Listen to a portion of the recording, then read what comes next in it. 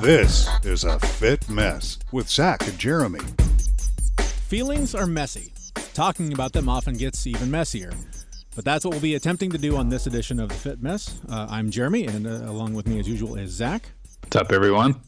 And Zach, I guess we got to start with the big question on this episode. How do you feel? It's a good question, because I'm not entirely sure. Really? Do you need a minute? Do you need to pause and reflect and look inward to find the answer? I do, actually. It takes me a minute to break it down. Let's jump right off the deep end and go into the heavy stuff. But, as a child, I was, we will say, encouraged to not feel anything, right? I wasn't allowed to be sad or mad or really even happy. So when it hit me a long time ago, that was like when someone's like, hey, how do you know when you're feeling happy? And I couldn't answer them. And I didn't know what it was like to feel happy.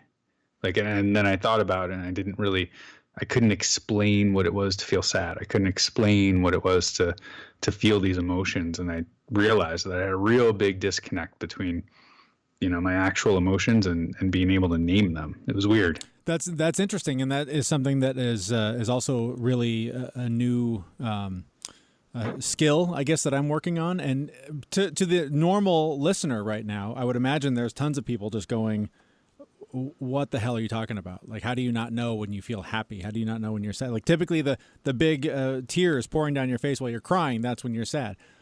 Mm-hmm. Sure.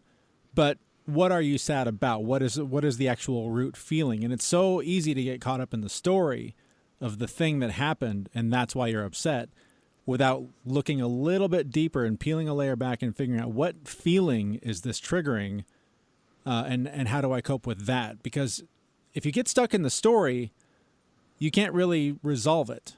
There's tons of deeper things that go on that trigger whatever emotion we're feeling, positive or negative. And when you don't identify it, it's really easy to let it sort of take you over, I think is the point I'm trying to make. Take you over or just run through your life, just doing the motions, right? Right. Or you get to a point where, like you were saying, and like I've experienced, not even knowing what the emotion is because you aren't taught how to deal with it. You aren't given room to express it. There's no one holds the space for you to just fully experience that feeling. And it's funny you're talking about, I was teasing you about needing a moment to reflect and to find the feeling. That's something that I need to do a lot. And I don't do it typically until I'm like on the bus on the way to my therapist's office when I have a few minutes to go, okay, what am I dealing with right now? What do I need to talk to my therapist about today? Yep. And that's a conversation that I should be having with myself every morning. Like I should just start the day with, how am I feeling? What challenges am I facing today and how do I feel about them? But you get so caught up in the rat race and the time crunch and all the responsibilities that you just go through the motions as robotically until you just crash and burn at the end of the night. Yeah. And even if you're not identifying the feelings that you're having, they're still having an impact, right? Yeah. I mean, I always thought my feelings and emotions were pretty normal. Turns out my anxiety is like off the charts. So I just thought it was normal and I wouldn't really acknowledge it or deal with it. And it just built up and built up, and it ended up turning into, physical ailments. It presented itself as physical ailments, and learning how to recognize the emotions, deal with them appropriately, lots of deep breathing, and, all of a sudden those physical ailments have been going away. But man, when you don't know what your feelings are and you try and figure that out, it's like learning Chinese. Well, and it's, it's so always funny when we have these conversations, how much it triggers a lot of root stuff for me. And just now hearing you talk about the physical ailments, as a kid growing up, I dealt with asthma a bunch. I missed a lot of school because I was sick, but just with kind of a general illness. And it was weird because by the end of the day, I would typically feel better. And I do think that a lot of the stress that I was under as a kid, growing up in the environment that I was growing up in, just the normal stress of being a kid and, going through school and all that stuff, although simpler then, I think, than it is now, was something that I didn't know how to manage. And it came out as, I'm sick, I want attention, and I just want to not be around people, so I want to be home today alone by myself.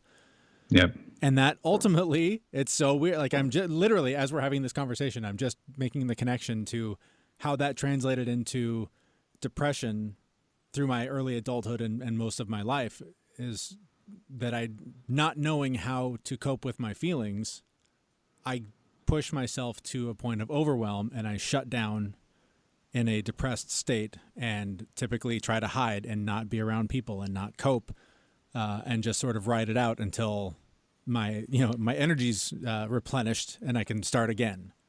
Mm-hmm. And it's only in the last few years really that I've identified that, and it really most explicitly kind of right now. But only recently have I realized that by learning how to deal with my emotions, that's going to be the most effective way to push back against that condition, against, depression and anxiety. Yeah, the interesting thing about emotions is that, we can try and shove them down and not feel them, but it's going to build up and cause other problems. And it took me a long time to realize, but I need to actually feel them, identify them, and deal with them. And only then is that's the only time you're going to make progress, is when you can understand your own emotions. But how do you do that, Zach? Who has the answers? Who knows how to actually identify your feelings and process them and deal with them in a healthy way? Turns out we found a guy. We know a guy that knows a thing or two. His name is Dr. Marc Brackett. He is the founding director of the Yale Center for Emotional Intelligence, which, by the way, I didn't know existed. The fact that exists at Yale is fantastic, and I had no idea. So that was the first thing I learned in reading his new book. Dr. Brackett's book is Permission to Feel: Unlocking the Power and Emotions to Help Our Kids, Ourselves, and Our Society Thrive. And we had to start with the obvious question. How do you feel? Well, it's 5:00, and I did about 3 interviews today, and running around New York City, and begged a friend of mine to let me park in their beautiful office near Grand Central Station. So I'm feeling relieved, overwhelmed, and excited. Well, good. Well, good for you for being aware of your feelings and being able to name them. That's not easy for a lot of us. I wanna start by asking you about the title of your book, Permission to Feel. The title really struck me because this is something that I've been doing a lot of work on personally through lots of therapy and things I've been working on in the last couple of years. Just really trying to allow myself to feel, but also being able to figure out what those feelings are. Is that a weird thing to hear coming from a man in his 40s? It's not. I think that, we have not given our kids or ourselves the permission to feel. And it's the reason why I wrote the book. Emotional intelligence, has been around for, 30 years, but people still struggle sharing how they're feeling, finding words to describe their feelings, and certainly many people struggle with the strategies to regulate them. I guess why now are we starting to finally pay attention to this? Because I think that there are a variety of things happening in our culture. One, people are burnt out at work, and disengagement is at all-time highs. The second is the anxiety and stress levels in our nation are at all-time highs. Bullying is still a problem in our schools, and the list goes on.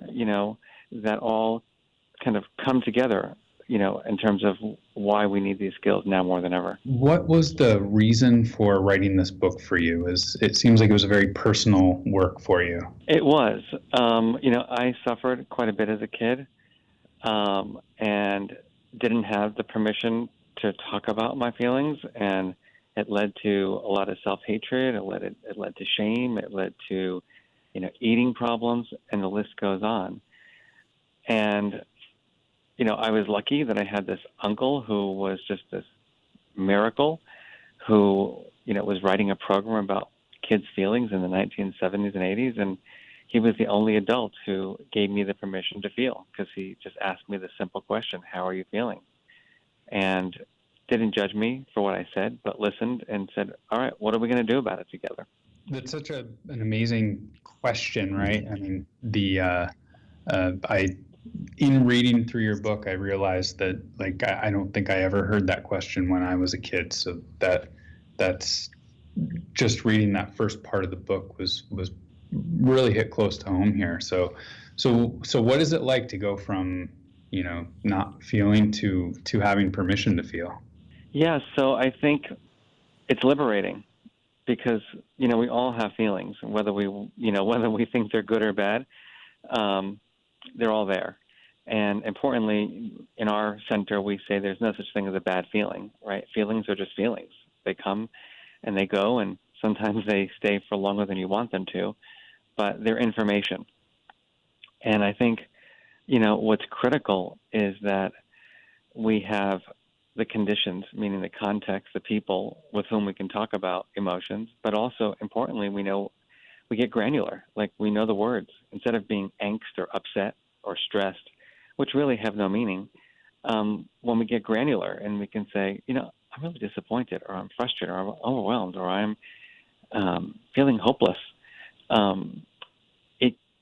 it gives you an opening to A, think about the cause of that feeling, and B, strategies to regulate it effectively. Something I think is interesting, just kind of echoing what Zach said. A lot of what you write about in the book really, I could relate to a lot. I had an aunt that was very much the same way, not necessarily asking how I was feeling, but just really trying to step in and fill a void that wasn't there, or that was there because of parents working a lot or away, when after school situations, things like that. So I really connected with you in that way, but also as a parent, talking about dealing with our kids' emotions. And this is something that I also struggle with. And I think a lot of it is similar to what my parents went through, is it's just none of us have the time. I think it takes a dedicated decision and a real amount of time to talk to kids about their feelings. It's so easy to dismiss them when they're just having a tantrum over dropping their lollipop or something that seems really trivial to an adult, where you're like, what's the big deal? Just get another one. But to them, it's this huge thing, and they're trying to figure out how to process it. And so, when you talk about between being an emotional, an emotion scientist versus an emotion judge, I really walk that line a lot, because I'm aware that I need to take the time, and I'm aware of how important it is to identify those feelings. Mm-hmm. But I really struggle with the time, because so often I'm in between this. We got to get to that. We got to get to school, whatever. That seems like that is a big challenge for a lot of parents trying to cope with this. It is. That's why we just want our kids to be fine, right, and happy, because then we don't have to stop and pause and problem solve. Unfortunately, our kids are not fine oftentimes, as I was not fine as a kid. And I think that part of the struggle is, give you an example. So somebody came up to me recently and said, I'm reading your book, and we started talking about it, at dinner, and my son, he called me, at work today, and he said, Mom, I'm feeling really nervous. And the woman said to me, but, my son has never told me how he felt. And so when he told me he was nervous, I didn't know what to do about it. She goes, I didn't get to that chapter yet. And I thought to myself, you're his mother. Like, your son tells you he's nervous, but yet she felt stuck. She didn't know how to comfort him. She got nervous that her son was nervous. And, it blows my mind, how uncomfortable we are about feeling, and how limited we are in terms of our ability to help people regulate. Well, and I think it's so interesting, too, that I think you touch on the idea of asking a lot of questions and not necessarily having the answers, not necessarily knowing how to deal with whatever the thing is, but by exploring and being curious about where those feelings are coming from, you can really help kids and adults get to the root of what they're suffering from. Yeah, and what's interesting there is that there's real important knowledge that we have to have. Emotions have these underlying causes or themes. So, for example, anxiety is around uncertainty. Fear is around impending danger. Anger is about perceptions of injustice, disappointment around unmet expectations. And so when we're asking the questions, like, tell me more, what we as the adults have to do for our kids or our friends, our colleagues, our partners, is literally listen for those themes, because then we could start helping people to label their feelings accurately. So let's talk about some of those strategies. I know if my research is correct, you are primarily responsible for the ruler method. Is that correct? Am I reading that right? That's correct. Okay. Mm-hmm. When I first discovered this, I was blown away, because it was so much, again, relating to my own childhood. I just kept thinking, this is what I needed growing up. And we, in getting our kids into schools, we interviewed a bunch of different schools. and many of them use this method, and I was really excited about it. Can you tell us a little bit about what ruler is, or maybe some other strategies that people can use to identify those emotions and learn to cope with them? Well, ruler is an acronym for the 5 skills of emotional intelligence. And the first one is recognition of emotion. So just being highly perceptive, like what's going on in my body and my mind right now? Do I feel energized? Do I feel depleted? Do I feel pleasant? Do I feel unpleasant? And just making meaning out of that.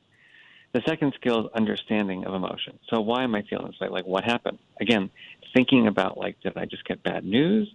Am I afraid of something in the future? Do I have, am I disappointed because, I didn't get what I thought, was going to happen?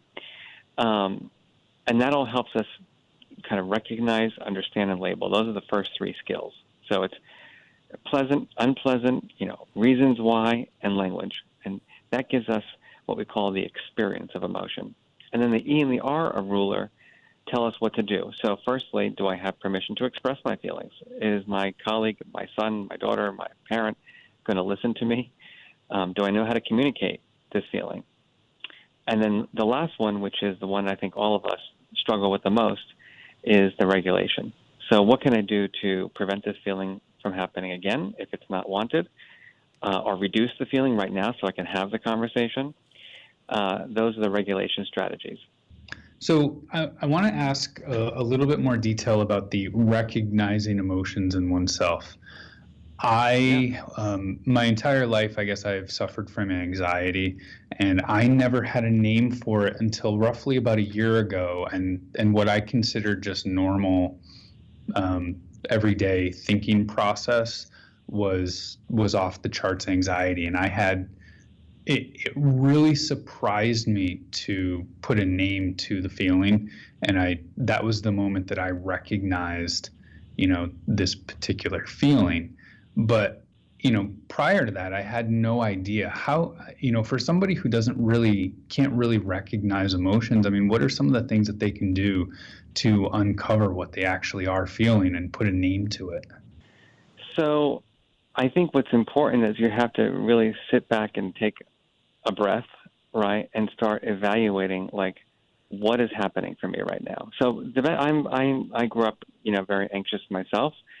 And I always thought I had an anxiety disorder. And then interestingly enough, at my own institution, which is, a huge famous medical school, I go to the doctor and he's like, here's some Ativan and here's some Prilosec for your heartburn and you'll be fine. And I was pissed because I was like, that's the treatment. And then I started just like really evaluating, like stressed. When you're stressed out, it means you've got too many demands and not enough resources. And I was thinking, actually, I'm pretty resilient. I don't think I'm stressed. Anxiety, well, I'm not that uncertain about the future. I feel pretty certain. Things are going pretty well for me. Oh, okay, I'm not anxious.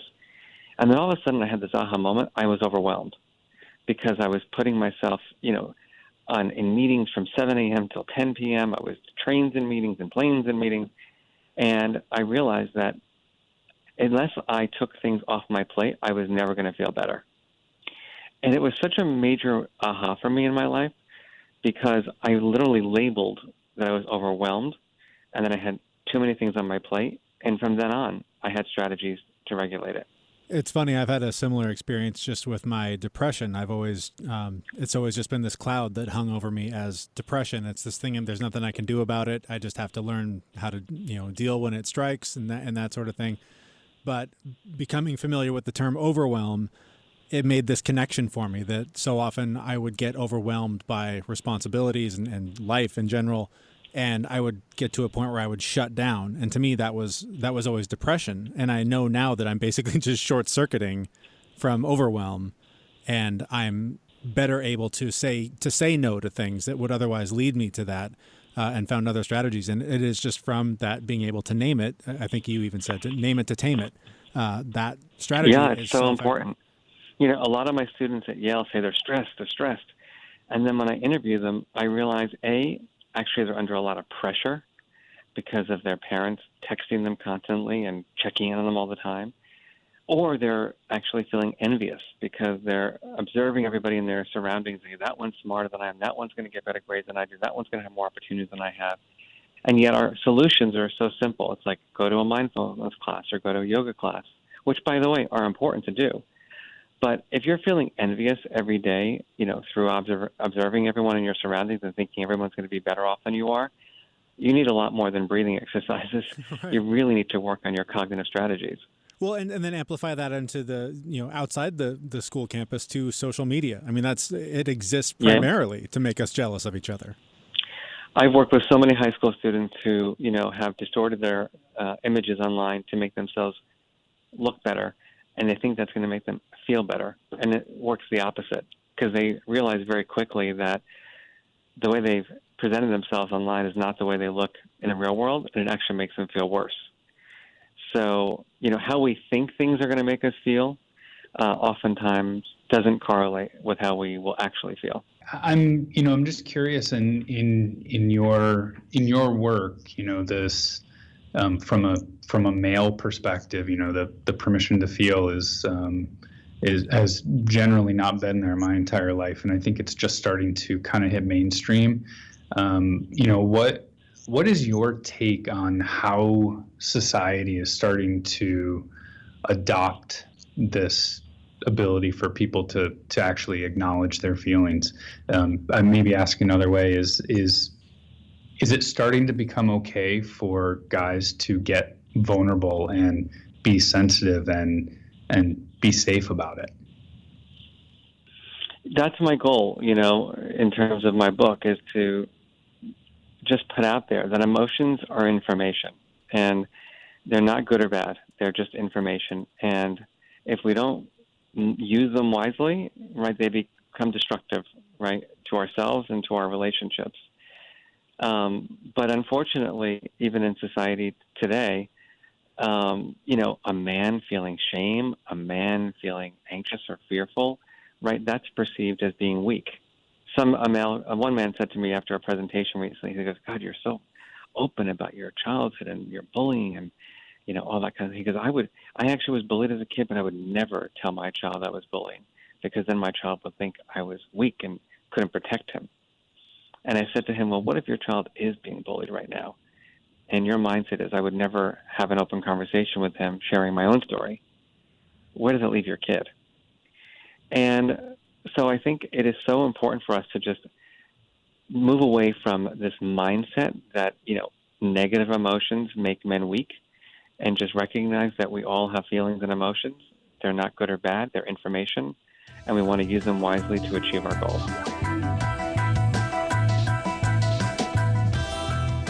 All right, that's Dr. Marc Brackett. He is the founding director of the Yale Center for Emotional Intelligence. He's the author of the book Permission to Feel: Unlocking the Power of Emotions to Help Our Kids, Ourselves, and Our Society Thrive.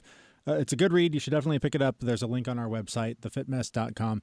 I want to touch a little bit on what he was talking about in terms of kids and their emotions. This is something, it's so interesting being a parent, because it really is just experiment after experiment after experiment. And as I have been looking inward and trying to process my emotions, process my feelings, learn what they are, learn how to deal with them, I'm having to make an even bigger effort to give my kids the room to have their own feelings and help them figure out how to identify them and how to deal with them, which is really difficult to learn how to do for yourself and teach your kids about at the same time. I don't have necessarily negative memories as a kid of feeling like I wasn't given space to feel. I don't remember being told to toughen up. I'm sure I was, but I don't remember being shut down. But on some level, I must have been, because that is how I learned how to cope. That's how I learned how to exist and survive. And I do see that pattern repeating with my kids at times, where they'll be upset about something really kind of insignificant, as far as my point of view, a dropped piece of candy, an argument over whose, rock they got at the beach and who it belongs to, whatever. And it just seems really insignificant. But when you do take the time to not just go, guys, it's just a rock, get over it, or just put it down, or I'm going to take it away, or whatever. if you do have the time and you take the time to get to the root of what are the feelings that you're having over whatever this thing is, it's amazing how quickly they can sort through it and move on rather than arguing about the story, the insignificant thing that's happening that's triggering a deeper issue. Yeah, I've got a perfect example of that this week with my daughter. I came downstairs, she was eating breakfast, and she was eating Cheerios, and she was crying. Like, okay, all right, the day's going to start like this. Yeah. But, I was like, hey, what's wrong? And something was muttered about, I wanted coconut milk, and all we had was regular milk. And it was at that moment where I could have just said, it's milk. Get over it. Right. Stop crying. It's stupid to cry over something like that. Yeah. But I had this moment of, that's a lot of tears over milk. Something else is going on here. So I started probing a little bit more, and she turns out like she had a dream about all of her friends back in Seattle, and she was sad and was missing them. So, I mean, it had nothing to do with milk, but like I had that moment where I could have just shut her down. Yeah. And I pat myself on the back. I'm really proud of the fact that I recognized it because we were able to, talk about it. We hugged it out and did a couple of, video calls with friends back in Seattle and dealt with the underlying emotion that was actually making her sad. Right. And it was amazing. It was made me cry because I wanted that as a kid. That on its own is a powerful story. And I think it's one that there are a lot of parents, I would hope, that are listening that are going, I've been in that situation. I've had that happen. And when we've got to be out the door in 9 minutes, I don't have time for this. I don't have time to talk you through your feelings or whatever. But I would challenge anyone, and this is a challenge to myself as well, that in that situation, weigh the lesson you can teach your kid about what they feel over being on time to class or, being at the birthday party on time or whatever the thing is that because of the story you've told yourself is important about being on time or being where you need to be at a certain place. Weigh that against the lesson you're teaching your kid about how to really feel what they're feeling and manage it. And I think the choice becomes pretty obvious. It's not easy. That's not an easy thing to do because we all get caught up in the short amount of time we have in the day to get in all the things we have to do. You got to be on time. Yeah, but there's got to be a balance there. You've got to find the time. And I remember when I first started learning about social emotional learning, that it's something like if you can do it 30% of the time, you're winning. Like that's if 3 out of 10 times you can take the time and do it right, that's a win because most cases it's 0. Very rarely do people take the time to actually process what's important over whatever the story is you're telling yourself. Yep. One of the questions that we asked Dr. Brackett was, if it's okay for guys to be mindful of their feelings. And I was happy to hear that that's his mission. Just to keep going with this, like I had a training at work and it was about, how to be a better leader. And we spent half of a day talking about mindset and emotional intelligence. And it just blew me away that it's not taboo anymore. Like this is what people are pitching and recommending is to be intelligent about your emotions, be able to recognize them, be able to read others and deal with them in a way that lets them deal with theirs. It was really exciting to see that that's becoming mainstream. And that's mind blowing to me to hear that they're not only teaching, but preaching that in a corporate environment that's mind blowing. Yeah. I've been reading a couple of books on it lately and, it's, if you take two people with the same technical ability to get a job done and one has emotional intelligence and the other one doesn't, the one with emotional intelligence is going to be far superior. Mm-hmm. Yeah, being able to read other people's emotions by way of recognizing your own emotions is just a really useful skill to have in whether, it's people at work or just strangers on the street or your kids or whatever. It's just everyone has them and everyone's processing them. And if you can recognize them, you can deal with them. Well, and something that, I had to sort of remind myself, despite the numerous conversations you and I have had and the tons of hours and money I've spent with a therapist, so much of it, for me anyways, especially just even in the last few weeks, ties back to a lesson I was reminded of. I just read a book that, sort of focuses on some of this stuff.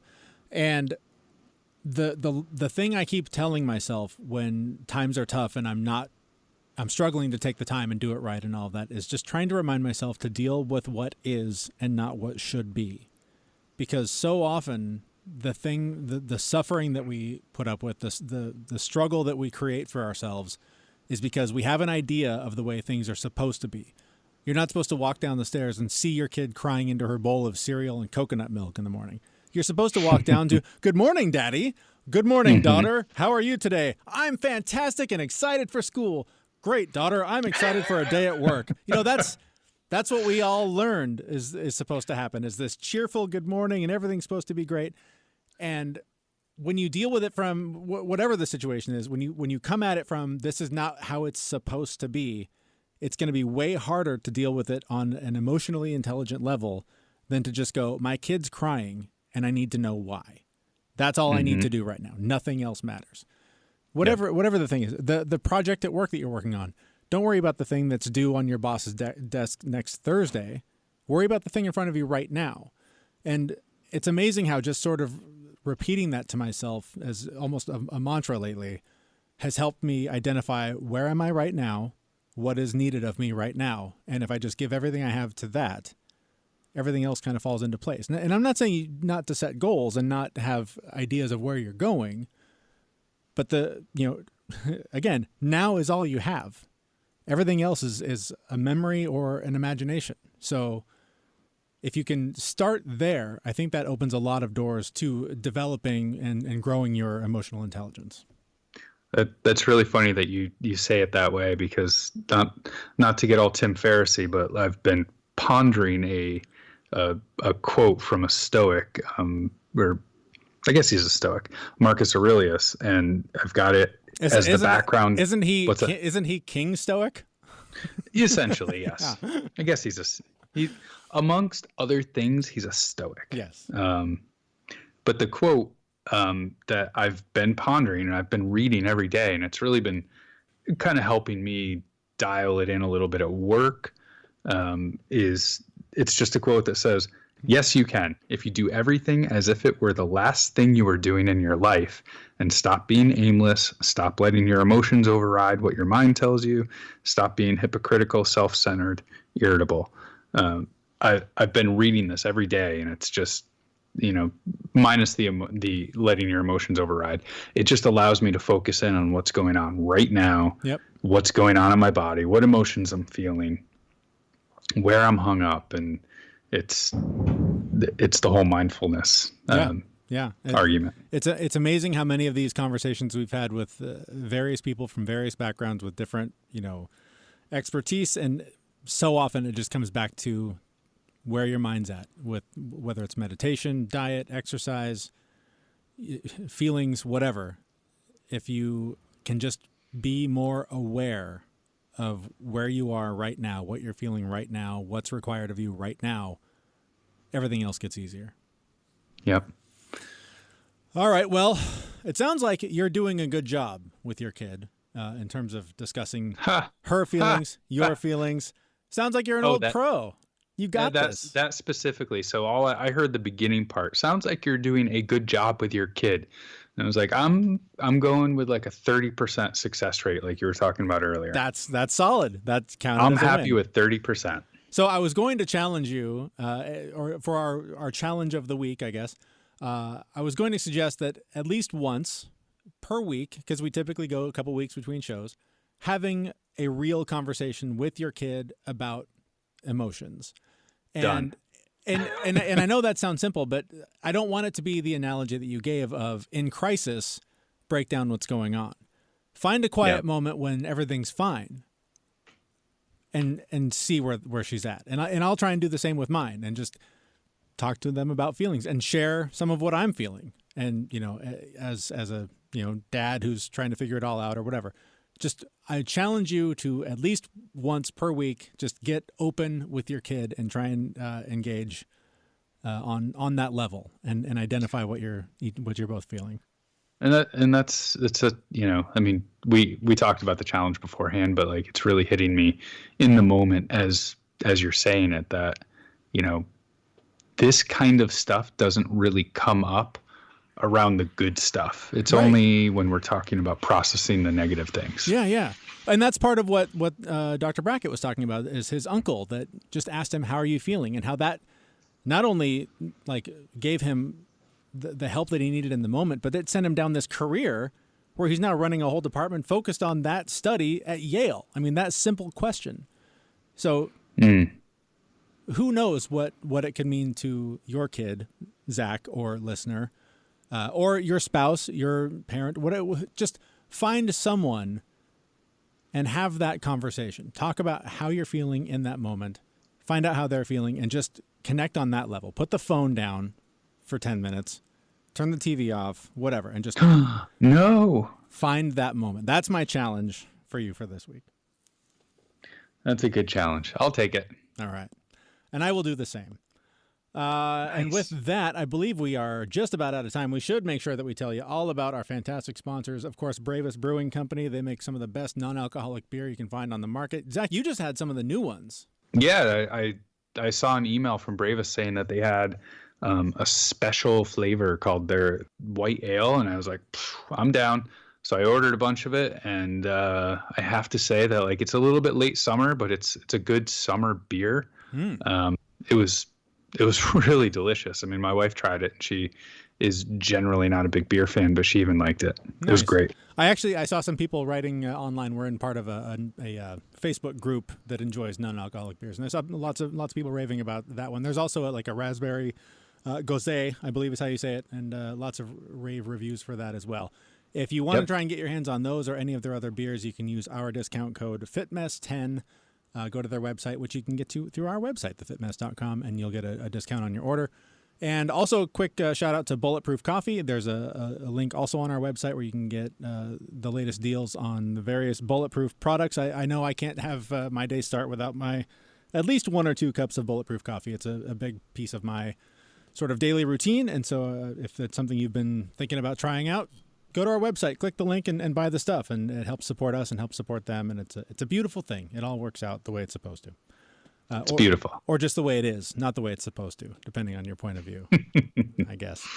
That's it for us for now. We are going to take off for a couple of weeks. We will be back at thefitmess.com. Thanks for listening. And most importantly, thanks for sharing this episode or telling your friends or doing whatever you can to spread the word. If this is something you're into and you know someone else that would also be into it, that's the best way to help grow this little show into what we hope it will be one day. Thanks so much for listening. We will see you in a couple of weeks at thefitmess.com. See you, everyone. We know this podcast is amazing and does not seem to lack anything, but we still need a legal disclaimer. Jeremy and Zach are not doctors. Please consult your physician prior to implementing any changes that you heard on this podcast. The listener assumes that Jeremy and Zach do not know what they're talking about and that you'll do your own research on the topics talked about in this podcast. The hosts of this podcast are not liable for any physical or emotional issues that might occur directly or indirectly as a result of listening to this podcast.